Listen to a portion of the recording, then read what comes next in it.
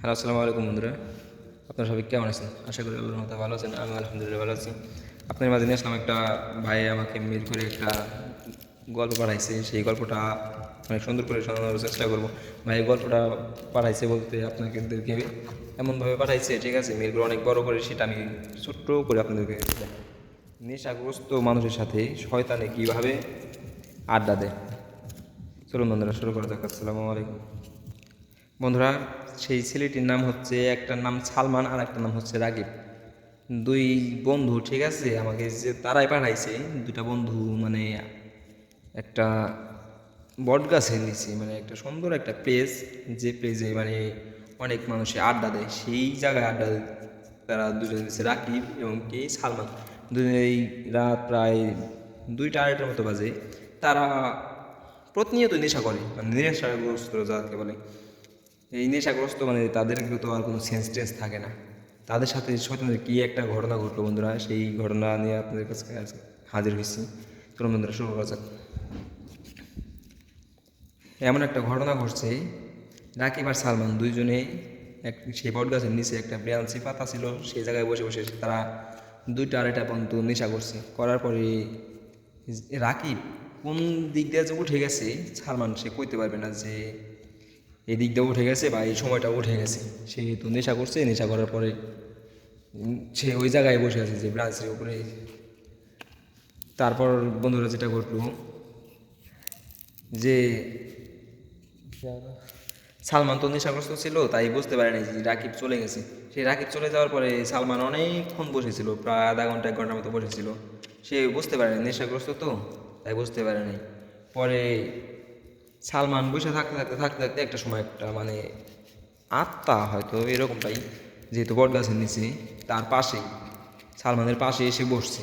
বসার পরে সালমান তো ভাবছে যে মনে হয় রাকিব আসছে, তার সাথে একটু কথাবার্তা কই, বা নেশাগ্রস্ত তো তারা তো মানে কীরকম হইতে পারে আপনারা বন্ধুরা জানি না, অনেকটা নেশাগ্রস্ত ছিল। সেই রাকিব মানে সালমানকে এসে বলতেছে যে তুমি কি খাইবা। পরে সালমান বললো যে তুমি এখন কই থেকে আনবা, রাত 2টা বাজে। হ্যাঁ, অবশ্য আবার নেশাগ্রস্ত ছিল। পরে রাকিব বললো আমি যেটা এখান থেকে আনি আমি মানে তোমার আইনে দিতে পারবো। পরে সালমান বললো বন্ধু যেহেতু মনে হয় কিছু আনছে টানছে নাকি, দেই বলি যে খামো। হ্যাঁ, পরে বলছে যে বন্ধু হ্যাঁ আমি আপেল খামো, এরকম একটা কথা বলছে যে বন্ধু সালমান রাকিবকে বলছে যে আমি একটা আপেল খাবো। সালমান তো ভাবছে যে আমার আইনা দেবে কীভাবে, যেহেতু আমার বলছে যে এইভাবে যে কী খাইবা বলো।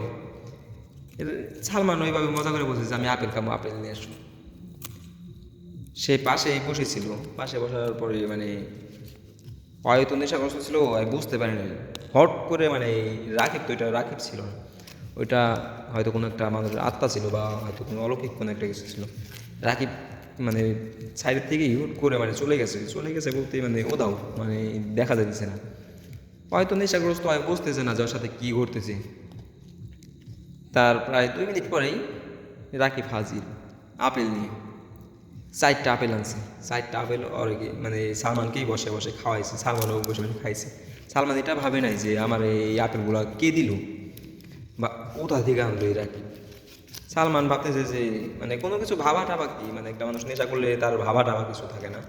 সে খাইতেছে, খাওয়ার পরে নেশা করছে অনেকটাই, হয়তো সেমন টেমন করছে। তারপরে বলতেছে যে বন্ধু আর একটু নেশা করলে ভালো হইতো, তুই তো আমার কি খাওয়াইলি, আমার নেশা প্রায় কাটাই দিলি।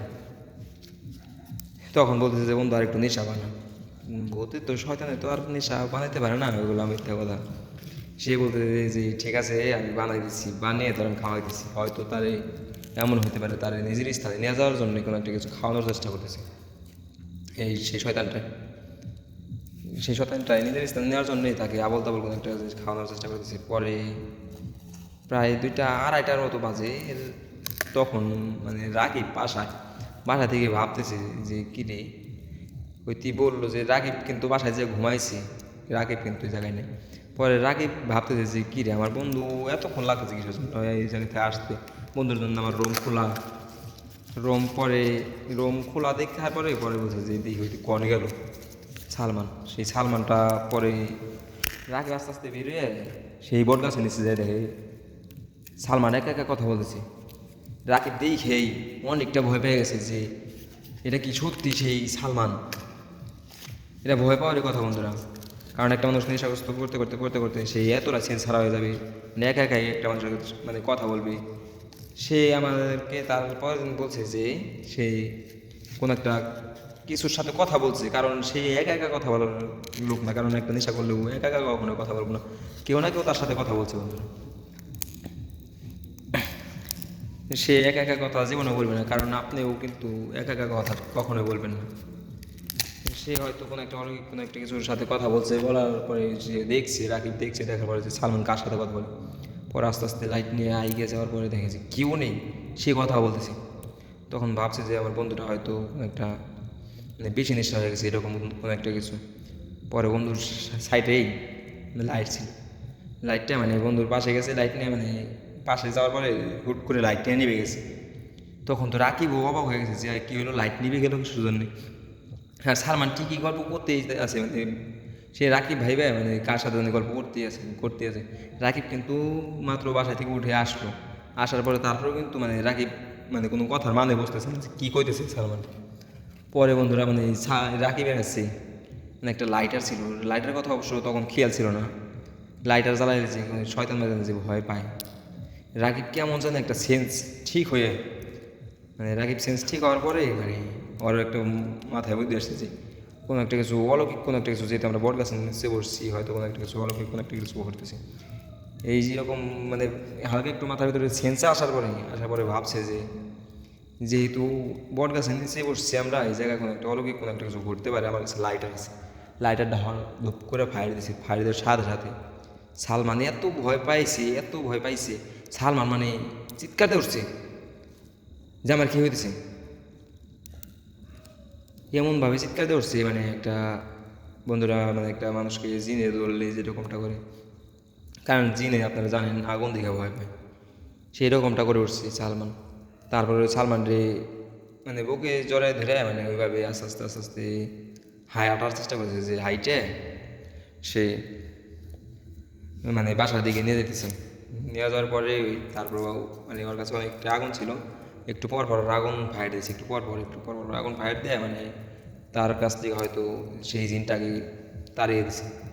তখন বুঝতে পারছে যে এই জায়গায় আড্ডা দেওয়া আমাদের ঠিক হবে না। তারপরের থেকে বন্ধুরা ওই জায়গায় আর আড্ডা কেউ দিতে যায় না, তারাও ওই নেশার পরের থেকে আর দ্বিতীয়বার নেশা করতে যায় না। ঠিক আছে বন্ধুরা, ভালো থাকবেন, আসসালামু আলাইকুম। আপনাদের কাছে যদি এরকম এরকম কোনো ঘটনা থাকে আপনারা মেল করে পাঠিয়ে দিতে পারেন বন্ধুরা। সবাই ভালো থাকবেন, আসসালামু আলাইকুম।